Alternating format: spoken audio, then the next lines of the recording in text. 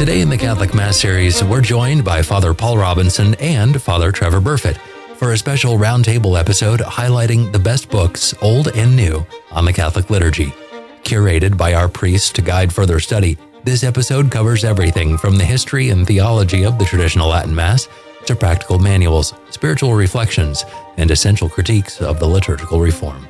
Whether you're looking to understand this rite more deeply, enrich your devotional life, or explore the roots of today's crisis, these recommended titles offer a path forward for anyone seeking to grow in love for the Church's liturgy.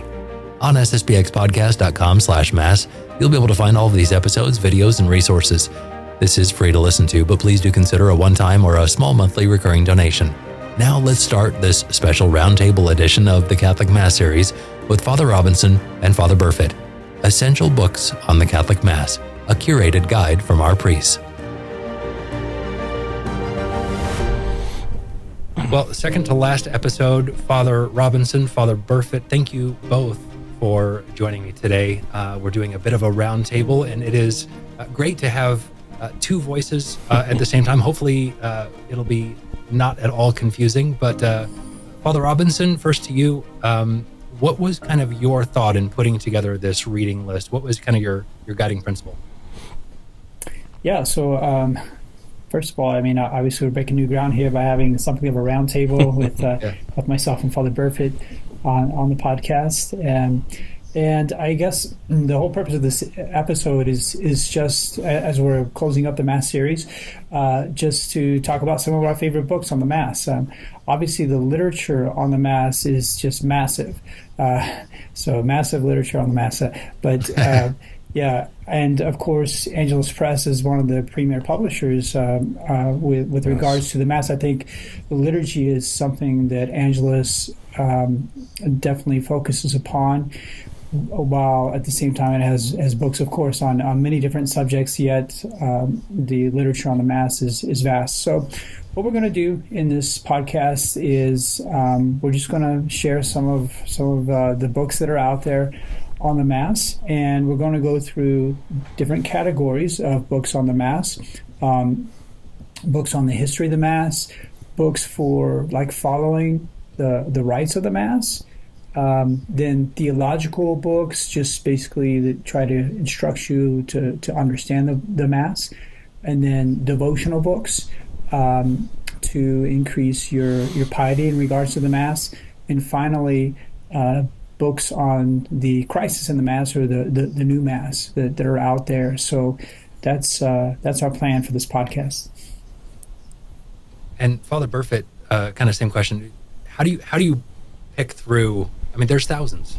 Maybe that's an exaggeration, but probably not. There's thousands of books in various languages on the Mass, on the theology, on the history. How do you narrow it down to a greatest hits? Greatest hits, probably just because we priests have so many books on our shelf that we've accumulated over time, either from the seminary through now a few years of priesthood.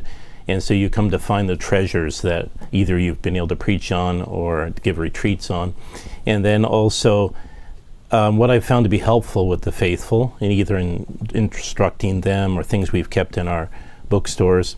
So that's pretty much my criteria, is things that I knew that were on my shelf that were helpful to me and to others already, and then the little tidbits concerning or overlapping with what Father said, that maybe little instructional parts, even if the book isn't directly on the Mass. I've thought there's a part in there that would be very helpful about the Mass for the faithful. Yeah.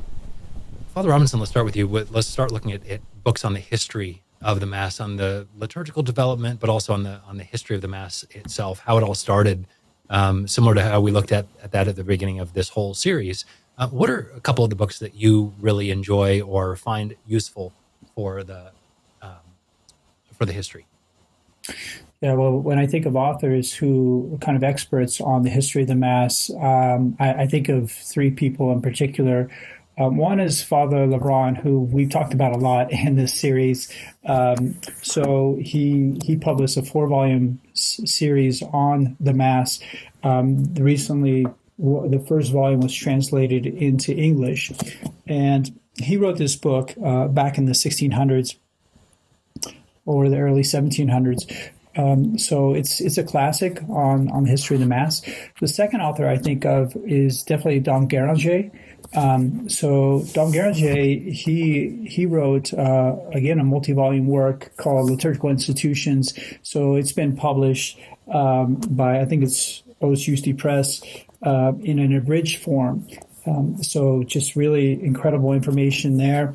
And then the third author will be Father Fortescue, who's also written a history of the Mass. So all three of these help explain to us like where the ceremonies came from, also the history of rites, where the various rites came from.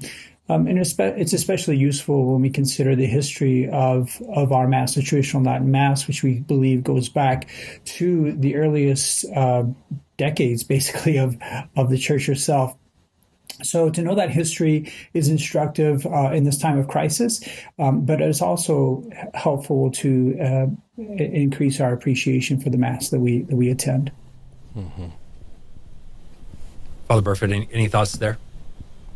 Just a second what Father says, and then I myself, in the history, sometimes just knowing the development of even the difference between the Low Mass that we have today and then even the old rite of the Requiem Mass. It was something we studied in the seminary through different books, as Father's mentioned, and you can go back and study those according to the titles he just mentioned, but it's just really interesting. I think it helps overall understanding and appreciation for the Mass, as he says, because it gives you sort of the development of it to the point where it was canonized, but also how it really just dispensed these incredible graces through time, through the priest for the faithful, and so no necessarily different Mass book to mention than Father's mentioned already, but O'Connell, Fortescue, those and the liturgical books that we're going to mention are very helpful. Yeah, Fortescue for me, that book is almost more of a reference. It's a more difficult one to sit down and just kind of read through. But it's an extraordinary reference, and Fortescue was such a scholar. I put one on the list that was Michael Friedowitz, just called The Traditional Mass. It was originally written in German, I don't even know, Lepanto maybe press or Angelico press, but it was originally written in German in 2011, so right after Summorum Pontificum. And there was this, he basically takes Fortescue and turns it into something that's a lot easier to read. And so it has the same, almost the exact same layout or the exact same kind of structure as Fortescue, but it's a lot more accessible. So those two books, separated by about 100 years, but really both great in richness there. Wouldn't you say, Father Robinson, that Michael Davies does something similar about bringing a lot of that forward and applying it to he kind of bridges this gap between the reforms and the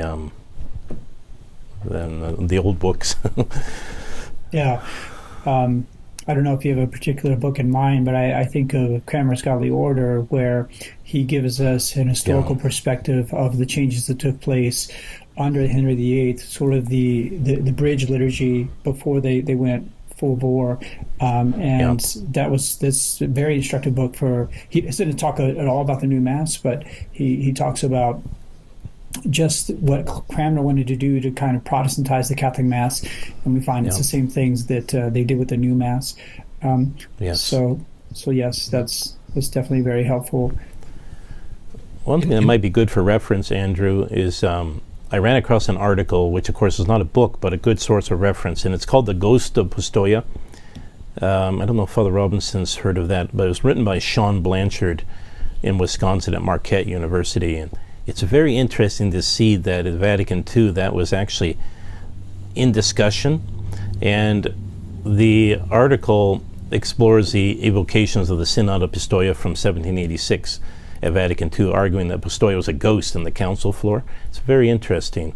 Those who are more scholastic who wish to delve into that, it would be very helpful, along with the books that we've been talking about. So, yeah, I hadn't heard of that. That's I haven't heard that either. I have to check that one out. Yeah, it's very interesting. We'll put a link in the show notes for that as well. Okay, thanks. Yeah, but one thing I was going to say is that one of the again, I'm just reading this book by Dom Guéranger, And one of the reasons why he's so helpful is that he kind of like clinically diagnoses a heresy that he calls the anti-liturgical heresy, and he gives all the characteristics of this heresy, and he's able to do that because he sees a thread throughout the entire history of the church of those who basically have a Protestant spirit or a Jansenist spirit, who are against the proper liturgical spirit that is embodied in our traditional Mass, and so.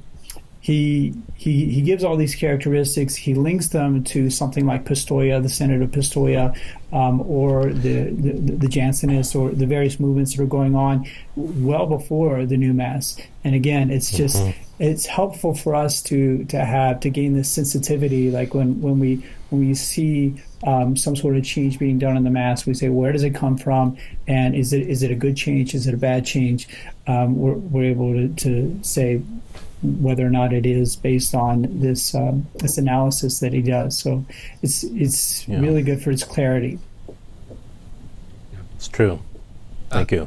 Moving from history, let's look at how we can help, how to help the faithful, or how we can help ourselves to follow the rites, to understand the rites better. You can learn about the rites from the history. You can have a greater appreciation and understanding by studying the history. But there are several books that I think you both wanted to talk about that have a lot more detail about why does the priest do this certain thing? What are the faithful supposed to be doing during this certain time? What are some books there, fathers? Yeah, so Angelus prints a couple of books, and these books effectively they teach us how to do the rites, or how to prepare for the rites.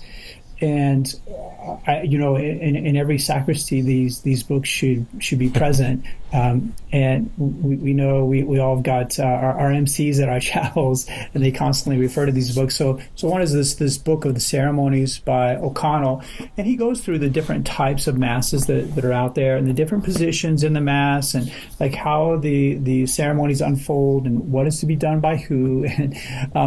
And this is all what's interesting is that it's all according to the direction of the church. So the church has always had this sacred congregation of rites, and it tells us how to do the ceremonies. It's not like the Novus Ordo Spirit, where it's just kind of ad libitum, and it's very informal, and you just kind of reinvent the ceremony every single time. But because the church had a great respect for her own ceremonies, she did not leave it up to people to decide how they would do them. So the fact is for them to choreograph their own ceremonies, but she said, this is exactly what you have to do. And these decrees, they accumulate over time, and it's just nice to have a book where they're all collected, and you know exactly what the church wants you to do in a given ceremony. So similarly, there's this book, Matters Liturgical, and this is more a book for sacristans, indicating to them like how they're to set up for a ceremony, or the different things required for the preparations of the ceremonies. This book as well gets into the rites and how they're to be done. But the question like, when are we supposed to have flowers on the altar? As not to have flowers on the altar? What are we supposed to do with relics? Just questions like that come up all the time. And so these are very handy reference works for learning about how we're supposed to do the ceremonies and how we're supposed to prepare for them. That book in particular, I was fortunate enough to get a copy from Angelus Press when it was first released. It was this past year, I think. And I just started flipping through it, and it was, what happens if the precious blood freezes in the chalice? Yeah. Never would have thought of that, because we have heaters now, but that's a real concern. Right. What happens if a fly gets into the precious blood? What do you do? Excuse me, I'm sorry. But there's almost some trivia in there, and I've mentioned this book several times, especially in the I've mentioned this book several times in the daily devotional, because right now in the daily devotional we're talking about the chalice and the objects on the altar and things like that. I'm like, go look at this, because it talks about all of that, and it's again another great reference book. Look in the glossary, find the thing that you're interested in. It's going to be there. I second what Father Robinson said about the books, and what we've done in a few of our chapels is we'll set up a customs book. So the very things that we use year to year in order to keep consistency, well, there's a little customs book that I asked my sacristans to put together based on those liturgical books or ceremonies from the seminary, notes. And so it's really very helpful that those digested down to the server's level or to the sacristan's level, that's made available and very easy then to reference. Yeah. Of course, we can't talk about following the rites without mentioning the granddaddy of all of them, the hand missal. Right. And Angelus Press has, in our collective opinion, I think I can put the words in everyone's mouth, the best hand missal. So what is the, we've talked about this in a little bit in some of these podcasts, but just shortly, Father Burfitt, I'll turn to you. What's the importance of having a missal at Mass, and why should the faithful be using it?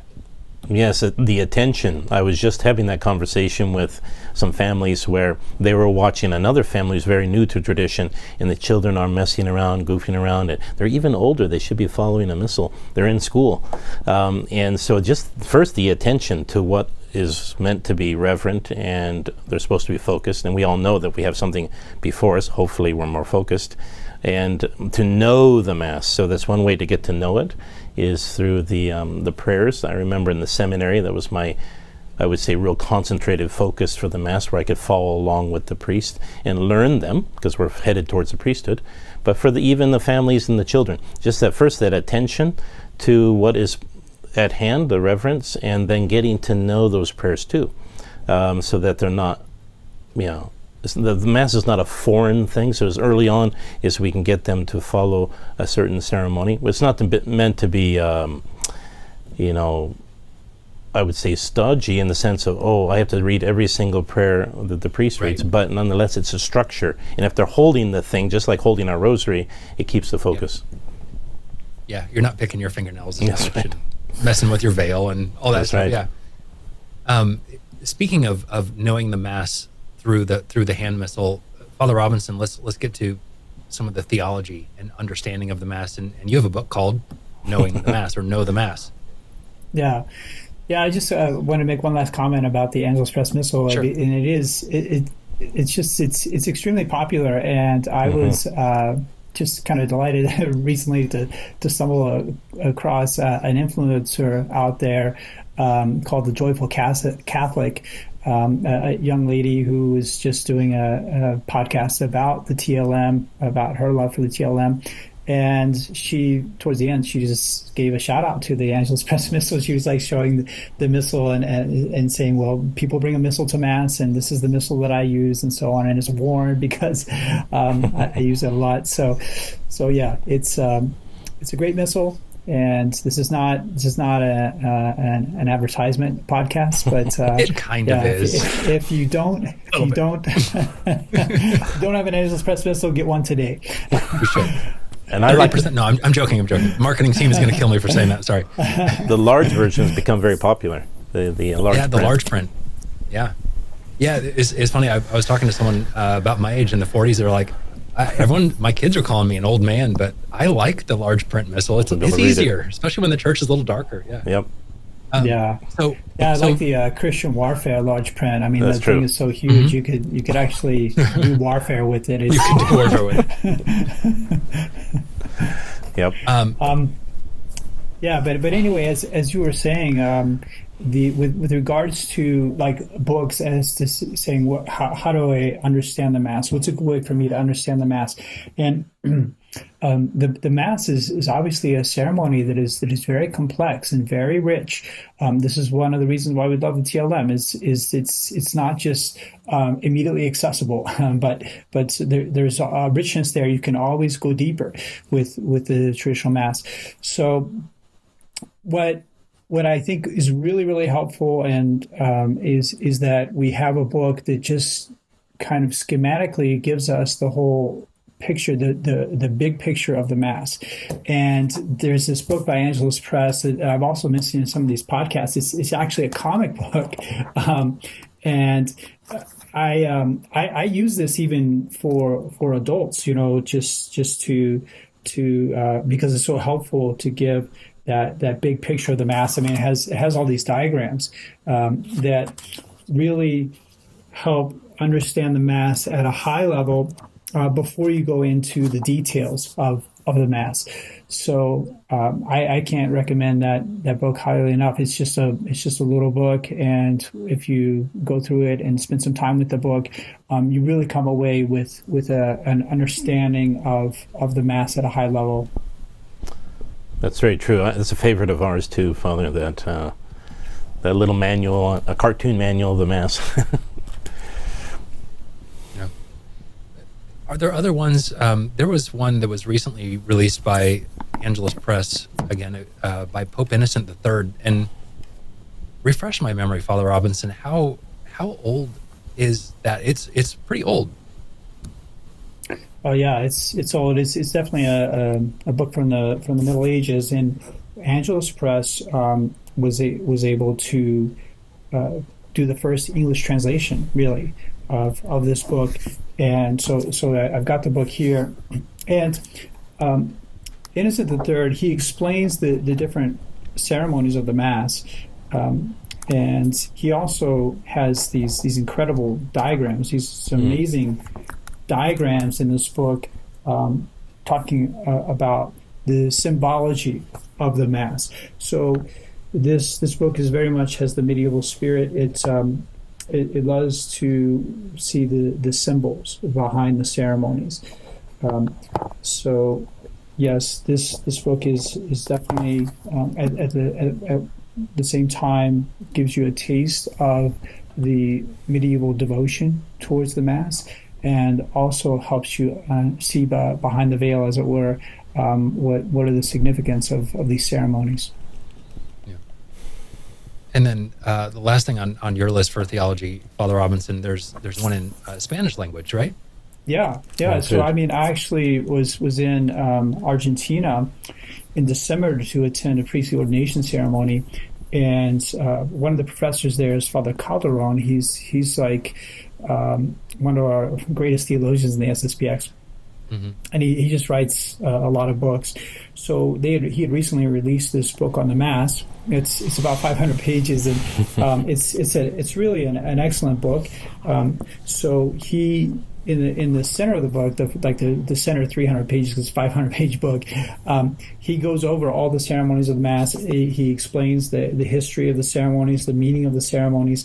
And I think I can announce that we're planning to translate this for readers, so they can benefit from all this deep insight of Father Calderon. So it's one of our own priests doing the work of like a Father Lebrun or Father Dunny or what have you.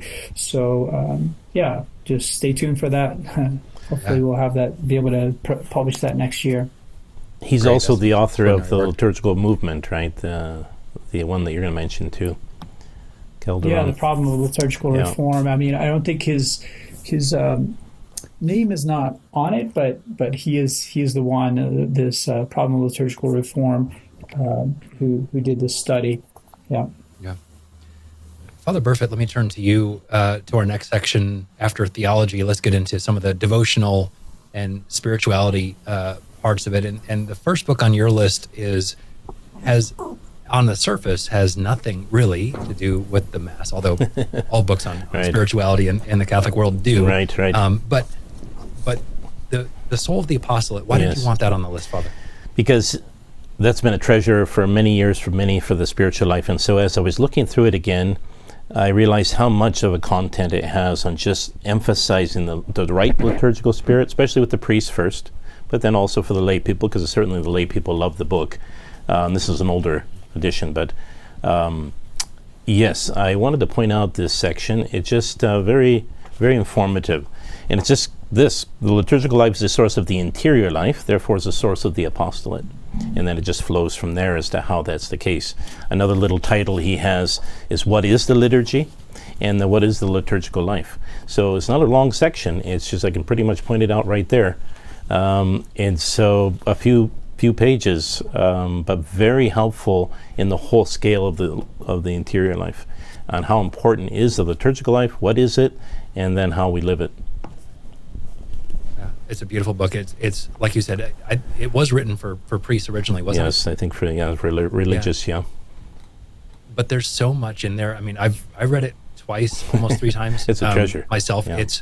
It is, and there's a lot of really beautiful nuggets, like where I can take it and go, okay, obviously that's meant for a priest, but how can I apply that to my life as a layperson, as a father, as a business owner, as all these different things. Exactly. It's a really, really beautiful book. It is. What else do you have in the realm, Father Burfitt, of spirituality? Well, it's a little higher of a book, but doesn't mean that people can't digest it. And that's Father Bernard de Chivre's book on the Mass of Pius V. That's always been a treasure to me, and I've had the opportunity to preach even to religious on it.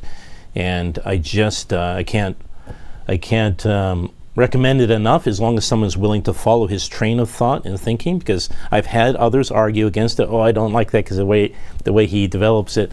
But I think you have to look past and look at the spirituality, the commentary on the Mass that he gives is very deep and mystical and fruitful. And that's, again, the Mass of St. Pius V by Father Bernard de Chivre. He's OP, Dominican. Yeah. And then the last thing on your list is a book from Archbishop Lefebvre. The last thing on the list here in this section of devotional and spirituality. And Father Robinson, you have one also, so I'll come to you next. But why this book by Archbishop Lefebvre, The Spiritual Life? The Spiritual Life, which you're going to find some of those same quotes in the Mass of All Time, but with the Archbishop, with his words and his writings, is a good compilation of what he thought about the Mass. Again, like in line with the soul of the apostle in the spiritual life and the interior life, how important the Mass, the Eucharistic sacrifice, is in the life of a soul. And that's why I think it's just a real treasure that way. It is. And there are 2 books by Archbishop Lefebvre in this section of devotional. Father Robinson, you picked the other one, or another one, and that's the Mass of All Time. Obviously, such a great devotion that the Archbishop had for the liturgy. Exactly. So, yes, Angelus Press offers this book, the Mass of All Time, and it's basically you going through each of the parts of the Mass, each of the prayers of the Mass, and getting a commentary of Archbishop Lefebvre on those prayers. So the Mass was the center of the life of the Archbishop Lefebvre, and it's at the center of the group of priests that he founded, a group of effectively the Society of St. Pius X. His vision was to have the priests dedicated to the holy sacrifice of the Mass and the priesthood. So the Mass is at the center of the priesthood, and so he wanted the Mass to be at the center of our lives as priests, and then he wanted the life of the brothers of the SSPX and the sisters of the SSPX again to be directed towards the Mass. So I really think it was because of the Archbishop's great devotion to the Mass that enabled him to remain strong and firm against the new Mass, to see that the new Mass was not good, and it really was something. It was a battleground to die on, and so he was able to remain firm because he had this deep appreciation for what the Mass is. And besides that, I would just add the liturgical year by Dom Guéranger. So Father Burfitt mentioned Dom Chotard, and so the Benedictines. The Benedictines have always had a great devotion to the liturgy.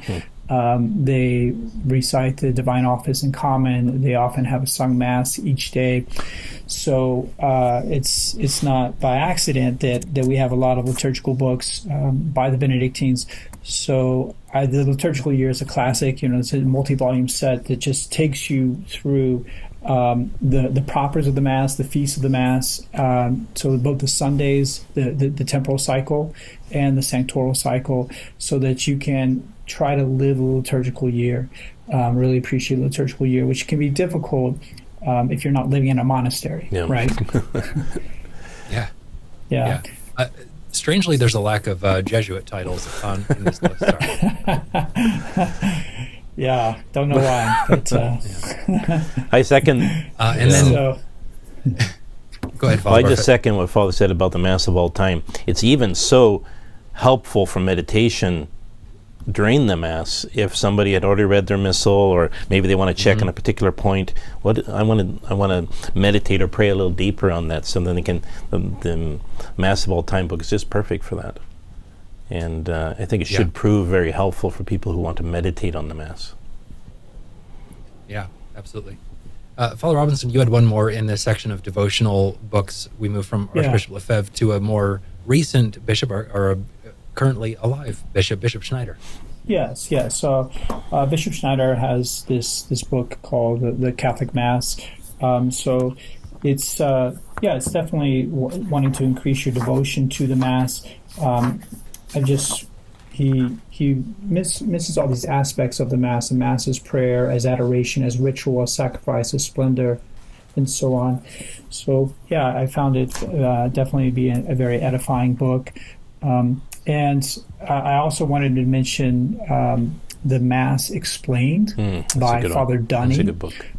Which is offered by Angelus Press. Again, it's one of those books where it takes you through the various prayers and parts of the Mass and just comments upon them, so you can appreciate those prayers of the Mass and get more into them when you're assisting at Mass, because the Mass it goes quickly, right? Mm-hmm. So it's just half an hour for a low Mass, and you can miss the richness of these prayers if you don't study.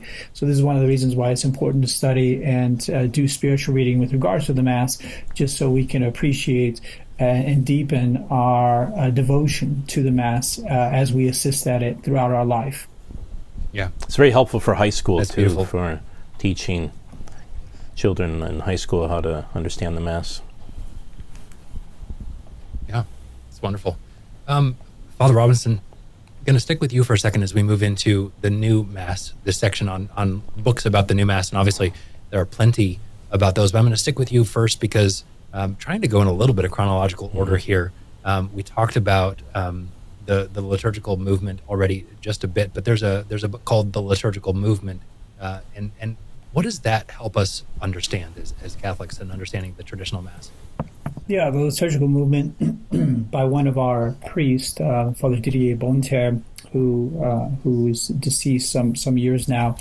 But this is basically a book of history to understand the provenance of the new Mass. Like where did it come from? It didn't come from out of the blue. I mean, there's a back history to the new Mass. So it's just a book of history, and then we also have the book that we were talking about, The Problem of Liturgical Reform, is a book about the theology of the new Mass. So while the liturgical movement tells us about the various players and the people, the priests involved before the council and after the council, what they were thinking. It also talks about Don Guéranger and the good liturgical movement. This book on the problem of liturgical reform, it just looks at the new Mass itself after it came out, and it says what is the thinking behind this liturgy? Because like when you make something, you have a certain idea in mind, and they crafted this Mass almost ex nihilo, so they're like, what were they thinking when they crafted this? What were they thinking about redemption? What were they thinking about the mystery of what's called the Paschal mystery? What were they thinking about sin, about man, all these things? So this book is really it's a hard read, but it's very concentrated.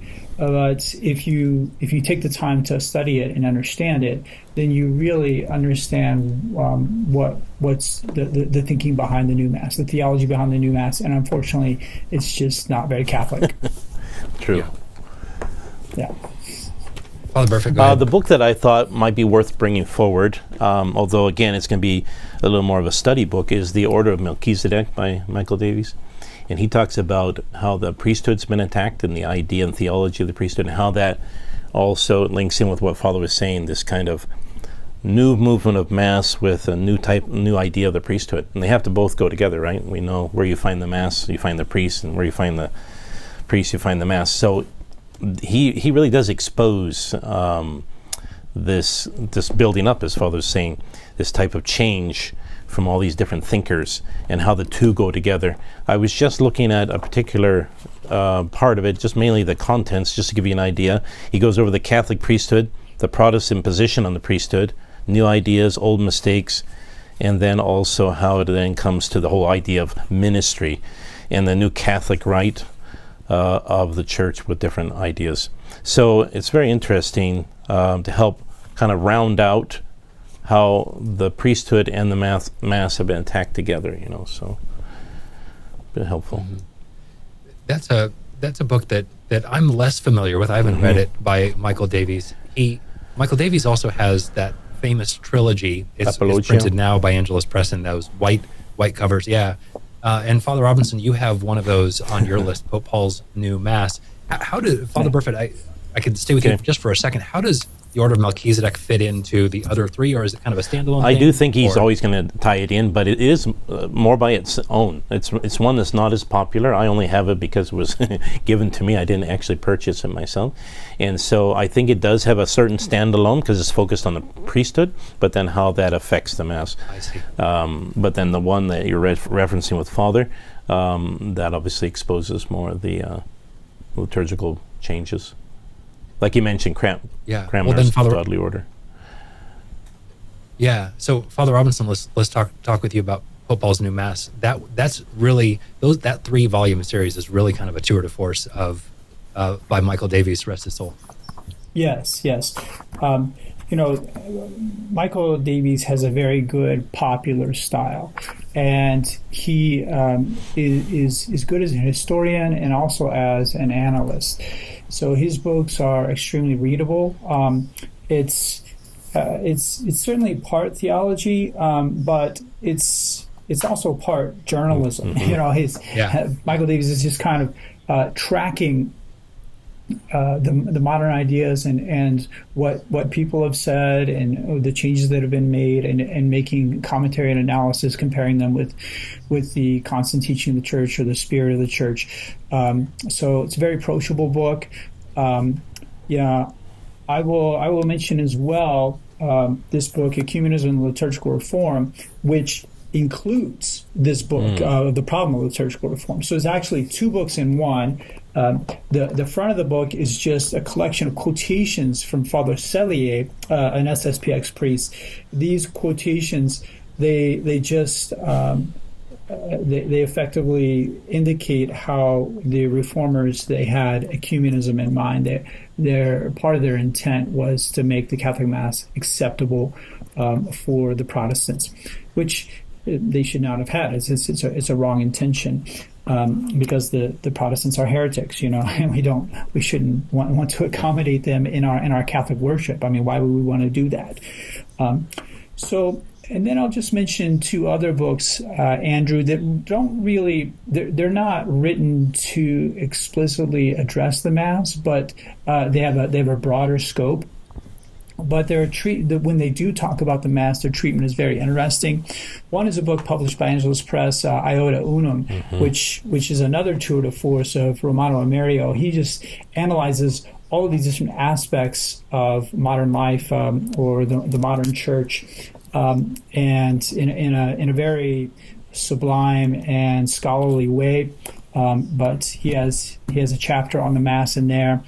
And then Henry Sires, Phoenix from the Ashes, he has a very interesting analysis of the new Mass in his book, among many other chapters that he has. So he's just talking about the making, unmaking, restoration of Catholic tradition, and he includes a couple chapters on the new Mass, and I found them very helpful. Yeah, Iota Unum is one of those books I had seen growing up. It was published in the 90s, I believe. It must have been because Professor Mario died in 97, 98, I think. But I remember seeing it when I was growing up, and I've had it on my bookshelf, and I read it for the first time, 4 or 5 years ago when we were doing the Crisis series. And I think it was with Father McFarland. I brought it up, and I was ticked off. I had just finished reading it. I was like, Father, they changed everything. And the changes weren't good. They were bad. And he was just like, yeah, okay, ooh.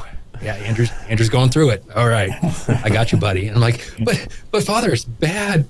Anyway, my tip to to listeners, viewers, is don't read Iota Unum unless you're in a really good mental place. That's just my fair warning. Might be overload. Yeah, a little bit. It was a little bit overload. He had to kind of calm me down a little bit. Father Burfitt, you had one more in the new Mass section that we're talking about, and that's from, there were 17 priests that were interviewed about That's the correct, traditional and Mass, I've been able to, over the years, meet a few of those in the book, one of whom was here with us, Father Hawker. And not only reading the book, but also having his personal stories. It's really tragic to see what these priests, either as priests now with us who went through Novus Ordo Seminary and left, or they were priests in Novus Ordo and then came over to us. This incredible stories of what they went through in the 50s, 60s, and 70s. And that's a very good book. Priest Wears Thy Mass, Mass Wears Thy Priest.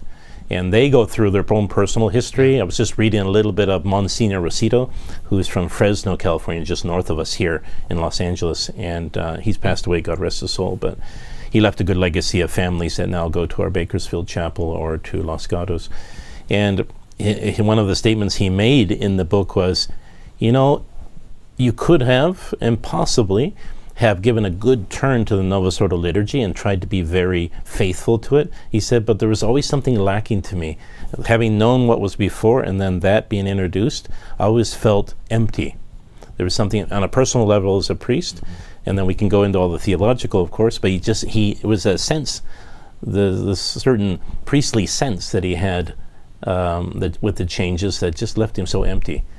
And he said, maybe you could do a lot of good things with that, but ultimately something's missing, and we know why. But just on a personal level, a spiritual level. It's a very helpful book. Yeah. Father Robinson, you and I talked about that when we were doing the Sacrament series, and on your second episode about the Mass, and we went through and I think it was a priest of the Archdiocese of Denver, and we saw a video of the Mass, and your point was, there's a little bit of a tangent, not about books, but your point was, at its core, there is a defect in the new Mass, and this is what a lot of these books are saying. Absolutely. Yeah. I just to get back to Iota Unum, it's one of those books where when you read it, you're just like, wow, this is incredible. It's so thorough and all encompassing, and I was actually able to meet the translator of the book, Father Parsons. He's an Australian, and he would sometimes come to the seminary there in Australia and attend Mass with us. So that was kind of neat to meet him, because you had to know like 4 or 5 different languages to be able to translate this book, Iota Unum. But anyway, just a little side note there. Yeah, that's cool. Father Burfitt, let's end this next. We have another section that you proposed, and that was instructional and some things, not so much about the Mass, but kind of the home church, the church of the home, so to speak. What are some of those books? The first would be Christ in the Home by Raul Plus, S.J. Save Jesus, and he it's interesting the way he writes his book and explains things, because for him it's all encompassing. So he doesn't have chapters, just little sections where he'll change the title. And one of them that I noticed, which was a part of the theme of the Angelus press conferences, is this good spouses, or let's say holy Catholic families, help with vocations. And so part of his focus in the book, Christ in the Home, is this: what does marriage and the priesthood look like? So what the way the couple lives their life in the home, and the way they pray, and the way they promote the faith, is helpful for vocations, but it's also helpful for the priesthood. And I could just reference that real quick, just so that people get a taste of what he's talking about. I've got my marker in the right place, and he has, it's about 343 page book, but the whole question of just even something like paternal solicitude, and so the father, being like the priest in his home, is already giving a type of liturgical devotion and structure, and I would say also discipline, so that plays in so well to going to Mass and living the life of the church. If it's already starting in the home, or what is done in the church is taken home, both ways, it really makes a cohesion, a real good cohesion. So Raul Plus, Christ in the Home. And then you have another one about the customs. Yes, and I'm not right? certain how available that is because the version I have is from Newman Press, and that's printed in Minnesota originally. It was from an older form of it. This is the one that you can find a picture of online, but although when I did a search, it wasn't so easy to find it like this. So Newman Press may still print it or have newer editions, but I don't know that. I just know that these are out there among some households and very helpful. It was originally titled, back before Newman Press put it on the publication, it was originally called Your Home, a Church in Miniature. And so it's going to go through a few different customs of different countries that have come to be ours in the United States. He'll talk about first the church in miniature, and these are accumulated articles from different places, and then also devotions for the liturgical year, family devotions, including something like for Christmas, Candlemas, what you can do for that, or Lent, and then on through the liturgical year to see what a family might do to bring it closer together, to help it to live what is done at church, So, yeah, that's a good little reference, although I don't know if this is something we can find more readily with a newer publisher, but it's been very helpful. Yeah, that's great. Thank you for those. One thing that's kind of striking me as we wrap this episode up is how many giants there are of apologetics, of liturgy, of theology, and we're going through this list, and many of them have passed away, including some of the newer authors, in the past even 10, 15 years have passed away, especially here during the month of All Souls. There's so much, we owe so much to again, these giants who have done so much work that we can continue on, hopefully, in their footsteps. So true. Yeah, and I think it's just a testimony to the fact that the Mass is really at the heart of our faith, that we are the only religion who has this ceremony to honor God, where we have the renewal of the sacrifice of Calvary each day. And it's the reason why we build the great churches, why we have these incredible ceremonies. I mean, there's no ceremonies in the world like the ceremonies of the Catholic Church. And so we shouldn't be surprised with this vast literature on the Mass. And I would just encourage those who have listened to this podcast series to read. I think that reading is becoming somewhat of a lost skill. It's just so easy, and we're contributing to the problem. But it's so easy just to put on a podcast and listen to things. But there is just something you get through reading that you can't get through listening. So I would just again encourage the faithful to tap into this all this beautiful literature that is out there on the Mass, especially of course Angelus Press, but also some of these other resources we mentioned, so they can grow in their faith and grow in the appreciation of that central act of our Catholic life. Yeah.